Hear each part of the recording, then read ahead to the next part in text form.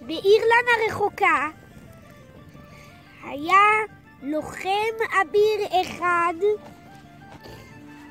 שהשתוקק לגלות מקום חדש שבו יוכל להתיישב וליישב אחרים.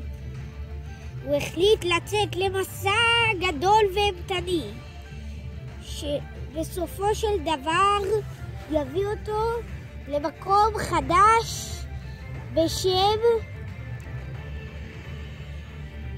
אנולנד, ארץ הקרח,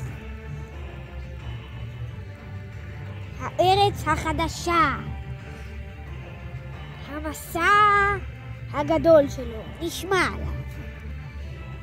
תחילה החליט הלוחם שיצטרך ספינה והרבה לוחמים. למזלו הוא היה נסיך שבטו, אז יכול היה לגייס את כל הלוחמים. הוא הפליג והגיע, ובמסע פגש מפלצות כמו קרקן או כמו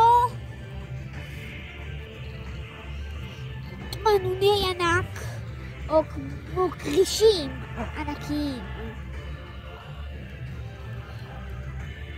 או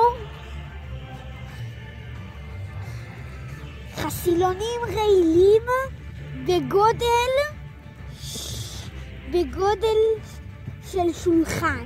מעולה. וגם מלפפוני ים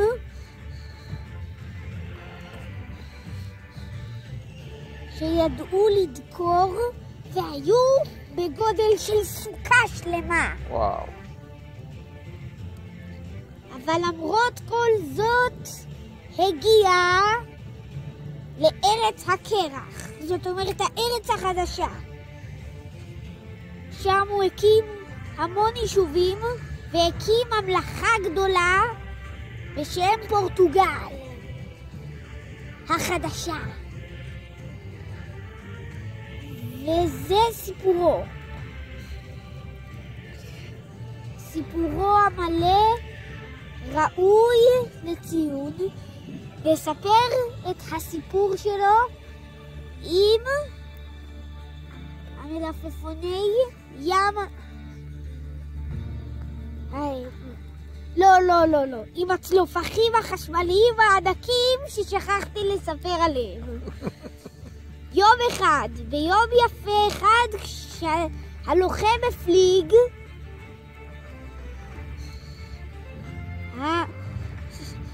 שני צלופחים ענקיים, בערך בגודל של 50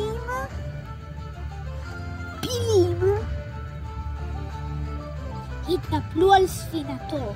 הוא וצוות הלוחמים שלו נלחמו בעוז ובאומץ רב והצליחו לחרות את ראשיהם, אבל זה לא עזר, כי מזנבם גדלו עוד 30 ראשים.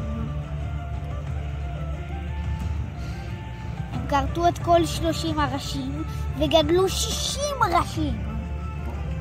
הם כרתו את 60 ראשים, גדלו 90 ראשים, ועוד, עד שהלוחם הצליח לתקוע לשני נחשים חרבות בנקודת התורפה שלהם, המתח.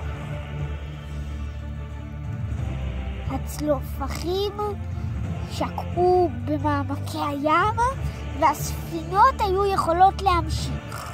זה הסוף.